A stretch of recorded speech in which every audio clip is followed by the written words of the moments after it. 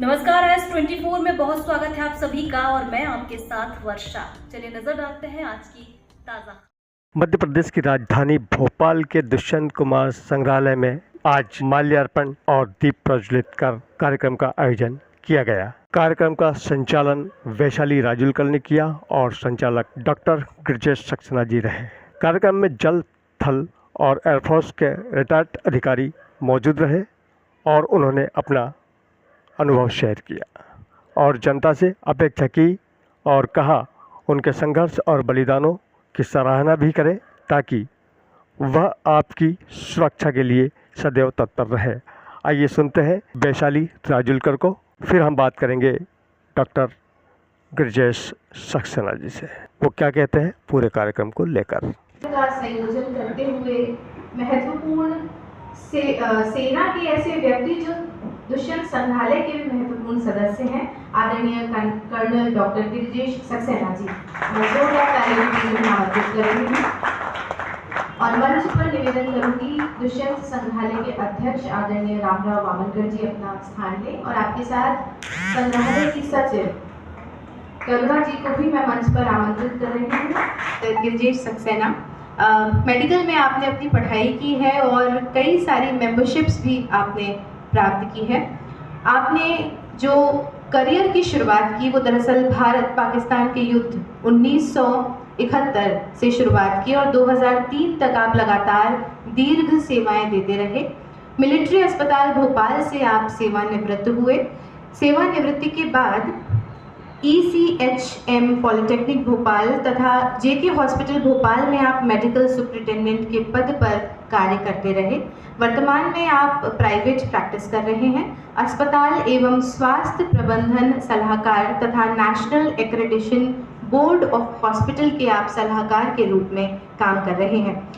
1960 के दशक से लगभग आपकी सृजन यात्रा साहित्य में शुरू होती है, जिसके अंतर्गत आप दी एक्स-मैन जो कि द्विभाषी पत्रिका रही, 2003 से 2012 तक आपने लेखन, संपादन और प्रकाशन का काम किया है इस पत्रिका में और इसके अलावा आपको कई पुरस्कार साहित्य के क्षेत्र में प्राप्त हैं।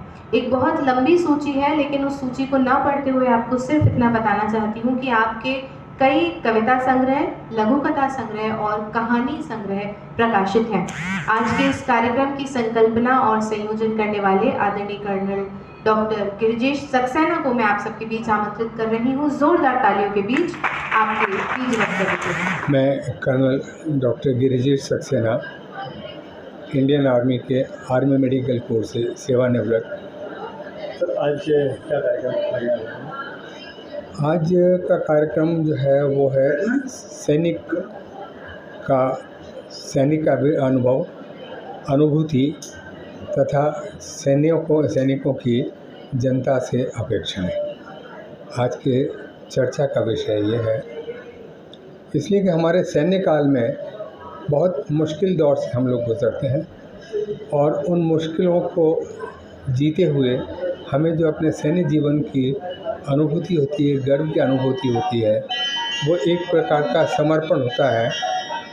तो समर्पण के बाद हमको जो एक्सपेक्टेशन है वो ये है कि जनता हमारी तरफ देखती है उम्मीदों से, उन उम्मीदों पर हम कितने खरे उतरते हैं, ये एक प्रश्न होता है। परंतु जो युद्ध लड़ा जाता है, युद्ध कभी भी सेना नहीं लड़ती, युद्ध पूरा राष्ट्र लड़ता है, पूरा देश लड़ता है। और उस युद्ध में हम जो जनमानस है, आम आदमी है, हम उससे ये अपेक्षा करते हैं कि वो हर कदम पर हमारा साथ दे और हमारी जो कुछ भी अचीवमेंट्स हैं, जो हमारी उपलब्धियां हैं, उन पर विश्वास करे और उनसे विश्वास पर हमसे प्रश्न ना करे। इसलिए कि आपने जो चाहा वो देने के लिए हमने अपनी जान की बाजी लगाई।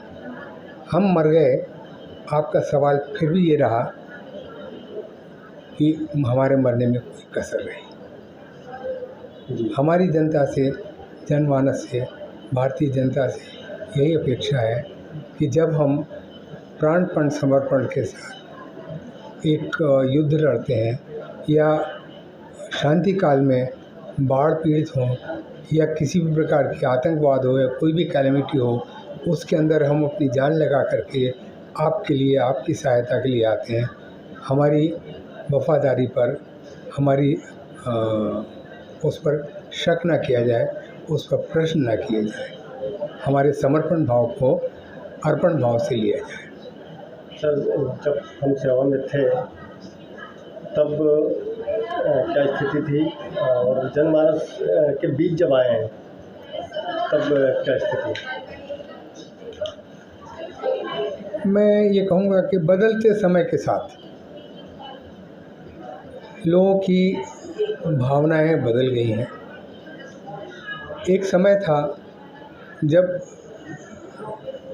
रेलवे स्टेशन और प्लेटफॉर्म पे सैनिकों को राखी बांधने वालों की line Incoming voice call from home. सैनिक अनुभव तो बहुत सारे हैं, पूरे अनुभव बताना तो संभव नहीं है, परंतु यही है कि सेना में रहते हुए दो प्रकार से हम देश की सेवा करते हैं।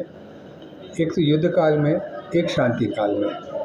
युद्ध काल में जब भी कहीं बाहरी कोई थ्रेट होती है, उस थ्रेट को सामना करते हुए हम दुश्मन से आमने सामने होते हैं, और शांति काल में जब भी कोई भी ऐसी विपरीत परिस्थितियाँ होती हैं, जब राजनीतिक और प्रशासनिक आपकी फेलियर्स होते हैं, उस समय पर हमें सहायता के लिए बुलाया जाता है। जैसे बाढ़ है, जैसे कोई नक्सलाइट मूवमेंट है, जैसे कोई आतंकवादी मूवमेंट है, उस समय हमारी सेवाएं कॉल फॉर की जाती हैं और हम अपने बलबूते पर जितना हम कर सकते हैं हम देश की सेवा करते हैं।